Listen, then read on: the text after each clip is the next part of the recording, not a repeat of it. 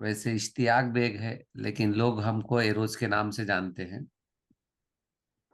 अब एरोज के नाम से इसलिए हमको जानते हैं क्योंकि आरसीएम से पहले की जो हमारी स्टोरी थी, जब आरसीएम मेरे लाइफ में आने को था तो 14 साल की उम्र से मैं टेलर का काम करता था, कपड़े सिला करता था।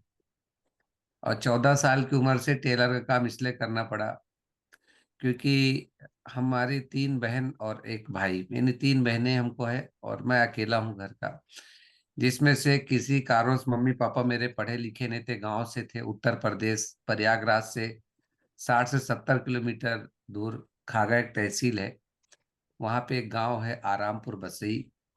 वहां से मेरे पिताजी बिलोंग करते थे। उन्हें पैसे कमाने के लिए गांव से और शहर की तरफ जब आए थे तो महाराष्ट्र में उन्हें डब्ल्यूसीएल की नौकरी मिली थी। डब्ल्यूसीएल की नौकरी उस जमाने में गधे से भी बदतर नौकरी होती थी। गधे से भी बदतर नौकरी होती थी, खदान के अंदर जाना, मौत के मुंह के अंदर जाना। और वहां पे वो पढ़े लिखे नहीं थे, इसलिए वो नौकरी मिल गई थी उनको। और हम लोग एक झोपड़े में रहते थे। और इस वजह से मेरे मम्मी पापा, जो हम लोग ने गरीबी बहुत देखी, झोपड़े में रहते थे। अभी जैसे ठंडी का भी समय दिख रहा है ना, तो बिस्तर नहीं होता था, स्वेटर पहनने के लिए नहीं होता था, एक स्वेटर होता था। और 3 बहनों में से एक बहन मेरे लेवल की जो थी, 1-2 साल मेरे से छोटी थी। हम लोग कैसे भी बदल बदल के करते थे। बहुत गरीबी देखी। चावल दे दो कुछ। इस तरीके की गरीबी चावल मैं दे दो बता नहीं लिख सकता रहा हूँ है शब्दों से। मतलब। मम्मी पापा बिल्कुल स्कूल नहीं गए, तो एक मेरी बहन वो भी स्कूल नहीं गई, उसको भी नहीं पढ़ाया। बड़ी वाली मेरी जो बहन थी, 2 बहनों को किसी तरीके से मेरी मम्मी ने किसी के कहने पर जबरदस्ती स्कूल डाला। वो भी एक बहन 10 तक, एक 12 तक पढ़ी है। इसलिए हमें भी 14 साल की उम्र से टेलर का काम करना पड़ा। पढ़े लिखे नहीं थे, जीवन में कुछ करना था। वहां पर भी काफी स्ट्रगल रहा टेलरिंग में, कि कुछ करना था लाइफ में। तो मैंने टेलर का काम करते करते करते, हाँ गल गल का बहुत सपने थे जीवन में कुछ करने का, तो मैंने बहुत सारे काम पेन किया। काक ले बच्ची। पैसे कमाने के लिए टेलर का काम किया, मैंने कपड़े बेचने का काम किया, सीडी प्लेयर की दुकान मैंने चलाई। तो मैंने टेलर से, जो कि कभी मैंने देखा था कि एक समय आप लोगों को याद होगा कि रामायण आता था और महाभारत, उस समय ब्लैक एंड व्हाइट टीवी होती थी। और जिसके यहाँ होती थी वो बहुत माना जाता था। तो हम जहाँ पे झोपड़े में रहते थे, जिसके यहाँ पे ब्लैक एंड व्हाइट टीवी थी, तो रामायण देखने के लिए जब मैं जाता था तो उनके घर में दरवाजा बंद कर दिया जाता था, और वो दरवाजे की सांस से वो रामायण मैं देखा करता था, लेकिन वो भगा देते थे। छोटा पना था, दूसरे घर में, तो कभी ऐसा लगा करता था कभी मेरे घर में भी टीवी होगी, कभी मेरे घर में भी साइकिल होगी, मेरे घर में भी मोटरसाइकिल होगी, कभी हम भी अच्छे घर में रहेंगे।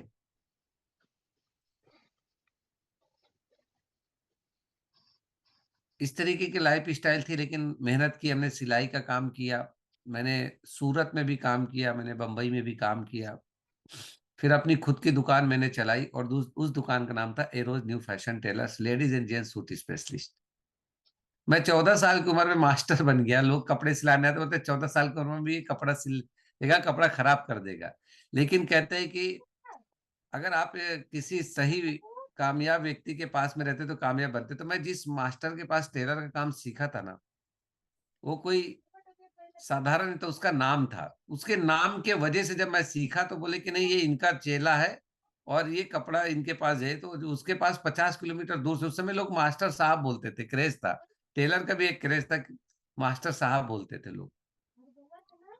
और मेरे पास कपड़े काफी आते थे, नाम, मेरी एक अलग पहचान बनी। और मैंने अपने दुकान का नाम रखा था ए रोज।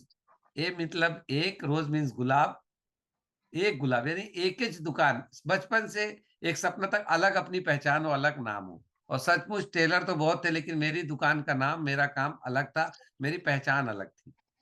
मैंने दुकान शुरू किया। एक एक सिलाई मशीन से मैंने 4 सिलाई मशीन बनाई।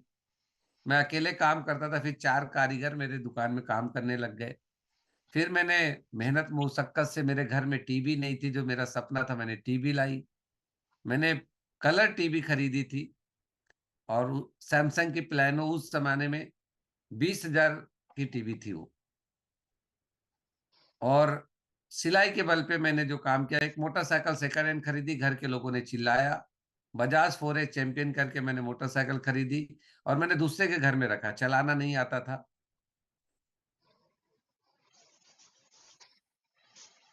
तभी 2007 में जाता सुबह मुझे मिलती के द्वारा, उस व्यक्ति का मैं धन्यवाद देता हूँ। शुरुआत में मुझे कुछ समझा नहीं, बहुत बहस हुई। फिर मेरी लाइफ का टर्निंग पॉइंट हुआ, एक मीटिंग में दे मैं गया, कंट्रास्ट दे और उस मीटिंग ने मेरी लाइफ को बदला। जैसे हमारे कई चम्मच साथी को चम्मच मीटिंग में में बुलाया देख जाता है, चम्मच में एडवांस टिकट दी कंट्रास्ट जाती देता है, है ओइ जे फॉलो बेसी प्लेयर, तो चाट मेरा लिहा भी मीठा लगे। विश्वास नहीं था, लेकिन वो व्यक्ति ने मुझे 30 रुपए की टिकट लगेगी, उस समय में 30 रुपए लगता था, और बोले 30 के 60 मिलेंगे, आपका जो भी नुकसान होगा, वो किसी तरीके से मोटिवेट करके हमें मीटिंग में लेके गए। और मीटिंग में जाने के बाद मेरे रोवे खड़े हो गए, और एक शब्द ने मेरी जिंदगी को बदला। वो शब्द था रॉयल्टी इनकम। यानी जिंदगी के साथ जिंदगी के बाद पहली बार सुने थे, जिंदगी भर पैसे के लिए काम नहीं करना है, एक बार मेहनत करना है। और इसी तरीके के काम की तलाश थी, कि मैं पैसे वाला भी बनूं, नाम हो, इज्जत हो, शोहरत हो, समय हो, आजादी हो, सिक्योरिटी हो। और दोस्तों, आरसीएम की हमने शुरुआत की, और मैं आज आपको बता दूं, दो एक ऐसी शख्सियत, मैंने जब आरसीएम की शुरुआत की, तो मैं आज उन शख्सियत को, जिन्होंने हमें पालन पोषण किया इस नागपुर के धरती पे, जब आरसीएम की शुरुआत हुई, एक मेरे पालनहार रहे मिस्टर अजीत प्रताप सिंह, जिन्होंने मुझे, मेरे जैसे अनपढ़ लड़के को पढ़ना लिखना सिखा, हर वो बारीकियां सिखाई, हर वो चीज सिखाई। दूसरे एक ऐसे व्यक्ति जिनसे इतनी बड़ी प्रेरणा, आदरणीय रिस्पेक्टेड रंजीत सर, एक स्टूडेंट सर लड़का, नागपुर के धरती पे बाय बनारस चल के आते, उस समय में कितना बड़ा विजन सर का। ये दो ऐसे शख्सियत जिन्होंने नागपुर को लेके, हमारे जैसे लोगों को लेके कमिटमेंट लेके बैठ के रहे, जिसके नतीजे से आज हम जिस मकाम पे हैं। आज ये दो एक ऐसी शख्सियत, और बहुत सारे मेरे जो अपलाइन एलओएस हैं, जैसे चला आदरणीय इस पे सुजीत सर, डी सर, ये सारे जो अपलाइन है हमारे, सुशील सर, नीरज सर, के एन पांडे सर, चला ये सारे लोगों का वो सहयोग बहुत रहा। कट जैसे अभी आपने हरी संजीवनी को हमने ट्रेनिंग ली, जैसे एक पेड़ को लगाते हैं तो उसको कैसे बड़ा किया जाता है, तो उसके जो मालिक होते हैं जैसे ध्यान देते हैं, उसी तरीके से हमें भी उस तरीके का जो जो भी जरूरत पड़ी टाइम टाइम पे, इस पेड़ को बड़ा करने पे, इस सारे लोगों का बहुत बड़ा सहयोग रहा, और आज भी रहता है। तो दोस्तों, मैं चाहूंगा आप दिल से, ये सारे अपलाइनों के लिए डिजिटल रूप में आप बैठे हैं, मैं नमन करता हूं तहे दिल से। आप भी ये ऐसे शख्सियत के लिए ताली बजा सकते हैं। तो दोस्तों, मैं अपनी जर्नी बताऊं, आरसीएम में शुरुआत किया, टेलर के काम से किया, गरीबी देखा। शुरुआती दौर में जब हमने काम किया, तो मैं इस वजह से इस आरसीएम को बहुत अच्छे से कर पाया, कि जब मेरी शादी हुई थी, तो मेरी जो शरीके हयात थी, वो गांव से थी, वो भी गांव की एक रहने वाली। और उसके भी जो है कि मम्मी बचपन में ही नहीं रही, पापा किसान जो थे, वो भी जो थे। और जब वो शादी होके आई थी, तो मेरे को जब लगा कि यार टेलर का काम मैं करता हूँ, और मेरे जब बच्चे 2000, इसमें मेरी शादी जब हो गई थी, तो उसके बाद 2006 में मुझे जब आरसीएम मिला, 2007 में, यही दिसंबर महीना लास्ट था, दिसंबर महीने में लास्ट में ही मुझे मिला आरसीएम 31st, मुझे आज भी याद है। और मैं 10 दिन में 50 व्यक्ति को ज्वाइन कराया था, 10 दिन में 50 व्यक्ति को ज्वाइन कराया था। मुझे नहीं समझता था स्लैब, मेरे अपलाइनों ने मुझे पहला स्लैब पकड़वाया था 70,000 का। तो दोस्तों, बताना मैं ये चाह रहा हूं, कि एक साधारण सा लड़का जो स्कूल नहीं गया, पढ़ा लिखा नहीं, मुझे काका काका भी लिखना नहीं आता था, मुझे एबीसीडी भी नहीं आती थी, 1 2 3 भी मुझे जोड़ना भी नहीं आता था कुछ, यानी कुछ भी नहीं आता था। अगर मैं आज आपको पहले की चीजें अगर बता दूं, पहले की अगर मैं फोटो बता दूं, मैं खुद को चुमटी काटता हूं, तो मुझे विश्वास नहीं होता है कि एक अनपढ़ सा लड़का, जिसको पढ़ना लिखना नहीं आता था, और आरसीएम ने आज कहां से कहां पहुंचा दिया। यानी कितना बड़ा परिवर्तन मेरे लाइफ में हुआ, मैं खुद को बता नहीं सकता हूँ। बात करने का तरीका सलीका नहीं था। लोगों से तेरे मेरे से अबे से बात किया करते थे। यहाँ पता चला कि आप और तुम और जी कैसे बोला जाता है। ये सारी जो चीजें, इतना बड़ा परिवर्तन, मैं कहता हूँ आरसीएम 8वां अजूबा है। जब मेरी मैडम को मैंने शादी ब्याह होके आए और मैं इस बिजनेस में, मेरे रोमे खड़े हो गए। मैं रॉयल्टी के लिए काम किया। मेरे को नींद नहीं आती थी। मैंने बोला कि मेरी पत्नी जो गांव की रहने वाली, अगर उसको मैं शहर भेज दूं तो वापस घर नहीं आ सकती। ऐसे था हमारे घर में। यानी अगर मेरी मैडम को 30 किलोमीटर दूर पे अगर घर भेज दिया जाए तो वापस नहीं आ सकती थी घर। आज भी आप जानते हैं, जैसे मेरी माता जी पढ़ी लिखी नहीं है, वो कहीं भी नहीं जा सकती हैं। अगर उनको ऐसे छोड़ दिया जाए तो वापस घर नहीं आ सकते। अगर मैं बोलूं मुंबई जाके आ जाओ, कहीं जाए, तो माता जी नहीं आ सकती हैं। ऐसी हमारी पत्नी भी थी। वो पत्नी जो घर में रहती थी 4 दिन में, सोचा मेरे बच्चे, मेरी पत्नी, अगर मुझे कल कुछ कम ज्यादा हो गया तो मेरे बच्चों का क्या होगा, वो पत्नी का क्या होगा। मैं तो टेलर का काम कर रहा हूं, लेकिन टेलर का काम करते करते मेरे दोनों हाथ काम करना बंद कर दिए, तो मेरी पत्नी, मेरे बच्चे तो रोड पे आ जाएंगे। वो कहाँ के रहेंगे। मुझे सोने नहीं मिलता था, मुझे मेरी नींद और चैन। मैंने बोला नहीं, मुझे अब रॉयल्टी के लिए काम करना है।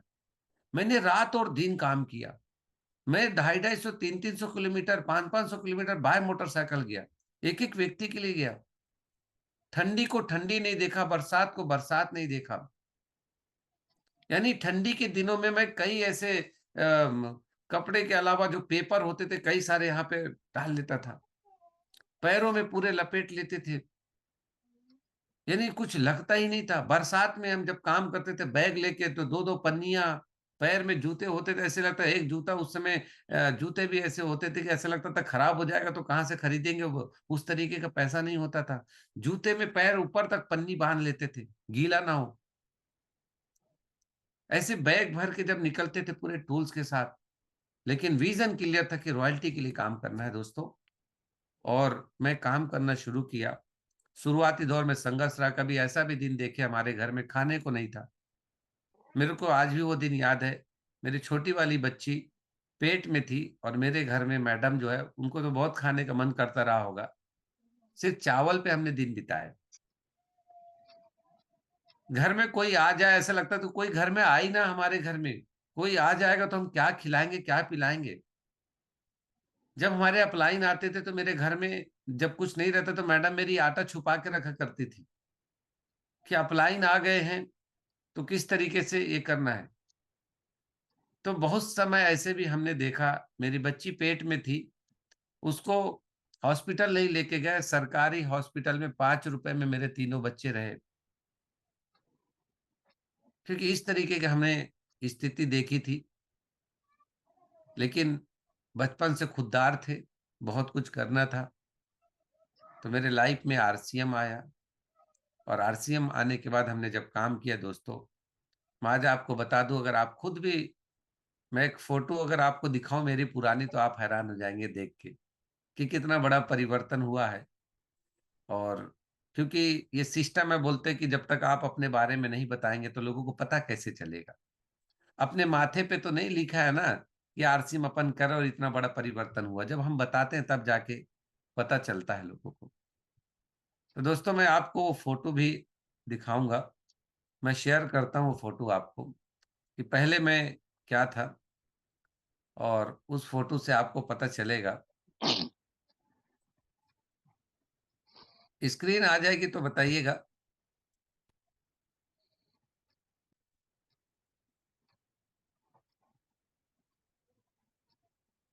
स्क्रीन आ आ रही गई है हो। आ रही आ गई ये सर। आ गई आ गई। आ गई सर, फोटो आने की है। ये मेरी, देखिए पहले फोटो, पहले का आरसीएम से पहले जो है, इस व्यक्ति को देख लीजिए। बहुत काम आएगा आपको हमेशा। आरसीएम किस तरीके से आम इंसान को खास इंसान बनाता है, कितना बड़ा परिवर्तन उसके लाइफ में आता है। ऐसे भूत बंगले जैसा हमारी सोच और रहन सहन था। फोटो आ गई है ना। जी जी आ गई आ गई।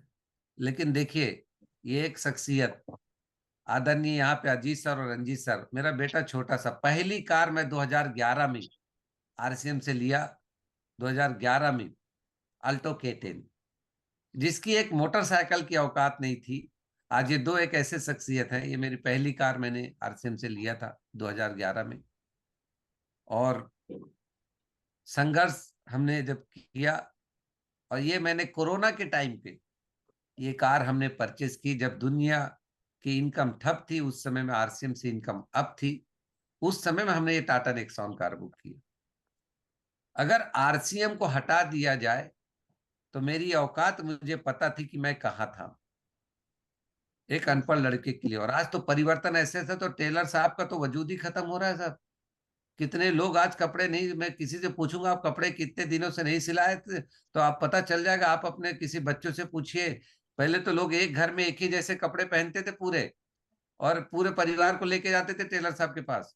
आज कोई पूछेंगे तो बच्चे के लिए कपड़ा कब सिलाए, तो बोलेंगे आज कई साल से रेडीमेड ही लिए। तो आज कहाँ रहते हम? परिवर्तन सोच के देखिए, अगर आरसीएम नहीं होता तो क्या होता। तो कई ऐसे हमने संघर्ष देखे दोस्तों, काफी सामना करना पड़ा, लेकिन आज आरसीएम हमारे लिए एक आठवां अजूबा है। और मैं आपको बता दूं कि आरसीएम ने वो परिवर्तन किया। कभी एक मोटरसाइकिल की औकात नहीं थी, लेकिन आरसीएम से आज, पहली हमने मोटरसाइकिल डिस्कवर खरीदी, फिर हमने एक्टिवा खरीदा, फिर उसके बाद हमने इलेक्ट्रिक गाड़ी खरीदी 1.5 लाख की, फिर उसके बाद हमने कार खरीदा टाटा नेक्सॉन। और नागपुर जैसे शहर में कभी किराए से हम लोग रहते थे, दर दर भटके हमने किराए से, बहुत इधर उधर। मैडम एक ही बहुत बोला करती थी, मुझे मेरा घर दे दो, आप कहीं पर भी जाओ। क्योंकि किराए के घर में 6 महीने में कभी यहाँ रहने के बाद फिर वहां सामान लेके जाना पड़ता था, फिर इस घर से उस घर में लेके जाना पड़ता था। मैडम हैरान, कभी मैं सावनेर से 30 किलोमीटर नागपुर आ जाता था, कभी नागपुर से सावनेर चला जाता था। इस तरीके से हम बिताते थे समय, किराए के घर में रहे हम लोग। और मैडम एक ही जिद करती थी, मुझे मेरा घर दे दो, आपको जहां जाना। उन्हें आरसीएम नहीं समझ में आया था। वो घर में रहती थी, चार दीवारी में रहती थी, वो सिर्फ घर को देखा करती थी। दोस्तों, आज आरसीएम की ताकत से नागपुर जैसे शहर में आज अपना घर है।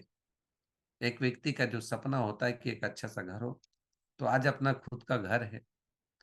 और वही मैडम जो कि एक घर से चार दीवारी पे नहीं जा सकती थी, आरसीएम ने उनको भी कोरोना के टाइम पे बदला। घर में रहते हुए उन्होंने ऑनलाइन मीटिंग शुरू की और जुड़ना शुरू की। किताब कैसेट से कैसे जुड़ गए, अपने ऑटोमेटिक हो। मैंने कभी नहीं कहा आरसीएम करो। और आज वही जमीला बेग मैडम, जिसको कहीं पर भी जाने के लिए अकेले दिल्ली कम से कम 100 महिलाओं के साथ में गई, वही एक साधारण सी। तो इतना बड़ा हम लोगों के लाइफ में वही जमीला बेग मैडम कभी बोल नहीं सकती थी, आज 1 PM अपराजिता जय आरसीएम। आज बीसीजी ने भाग्य बदल दिए हम लोगों के, क्या बताएं। मैडम के अंदर इतना बड़ा परिवर्तन आया कि आज मैडम भी मीटिंग लेने लगी। आज हम दोनों लोग मिलके काम करें, और आगे जो संकल्प है इतना बड़ा है कि क्या बताओ। अभी मैं मई महीने से डिस्टर्ब था, मेरे साथ में मैं जूम पे भी ज्यादा देर नहीं आ पाता था, मॉर्निंग सेशन में ज्यादा देर नहीं बैठ पाता था। मई महीने में मेरा ऑपरेशन हुआ था स्पाइन का। पता नहीं किसी कारणवश जब भी होगा, ध्यान नहीं दिया हमने जोश और जोशीले में कि कब कहाँ पे क्या स्पाइन में प्रॉब्लम आया, कि हमने बाइक चलाई। तो मेरा ऑपरेशन जब हुआ ना, 2-3 ऐसे बड़े बड़े संघर्षों से हमने गुजरा। एक 2011 का टाइम था, तब हमने वो संघर्ष देखा। और एक अभी बीच में मैं 8 से 9 महीने से, जब ऑपरेशन हुआ मेरा स्पाइन का, तो कई लोग बोले कि आप हमेशा के लिए बेड पे चले जाओगे, मत कराओ। मैंने कई नैरो सर्जन को दिखाया, मैं बनारस तक भी गया, नागपुर में बड़े स्पेशलिस्ट को दिखाया, लेकिन बोले कि नहीं, ये बात का दर्द एक बार कर ले लीजिए। तो आरसीएम वाले बोलते हैं ना कि एक बार तो कदम रख के देखते हैं ना। ने बोला नहीं, जो होगा देखा जाएगा, क्या होगा ज्यादा से ज्यादा। मेरे साथ इतने लोगों का प्यार है, मैं देखता हूँ। मई महीने में मैं जाके डायरेक्ट एडमिट हुआ, और मेरा ऑपरेशन हुआ, मैं 8 से 9 महीने तक बराबर खड़ा नहीं हो पा रहा था, अभी भी ज्यादा देर बैठ नहीं पाता हूं मैं। लेकिन अभी मैं थोड़ा थोड़ा फिट हो रहा हूँ। नस का प्रॉब्लम था, और नस का प्रॉब्लम जानते हैं, लेकिन आरसीएम की ताकत कई प्रोडक्ट से, कई चीजों से, मैं शुरुआती दौर से बहुत चीजों से गुजरा। सिलाई करता था तो मुझे हेपेटाइटिस हुआ, मुझे टीबी हो गई थी। तो जब सिलाई के दौरान पेट्स का प्रॉब्लम शुरू हुआ, वहां हालत मेरी ठीक नहीं थी। आरसीएम के प्रोडक्ट ने मुझे वापस खड़ा किया। फिर मेरे साथ ये प्रॉब्लम हुआ, फिर आरसीएम के प्रोडक्ट ने हमें वापस खड़ा किया। और आप लोगों के प्यार के वजह से अब हम लोगों ने संकल्प लिया, ऊपर वाला कुछ बड़ा कराना चाह रहा है, इसलिए जितना बड़ा, अभी हमारे सुजीत सर का बहुत अच्छा सा मैसेज आया, जितना बड़ा आपके पास चैलेंज होगा, मालिक उतना बड़ा कुछ आपको अलग से कराना चाहता है।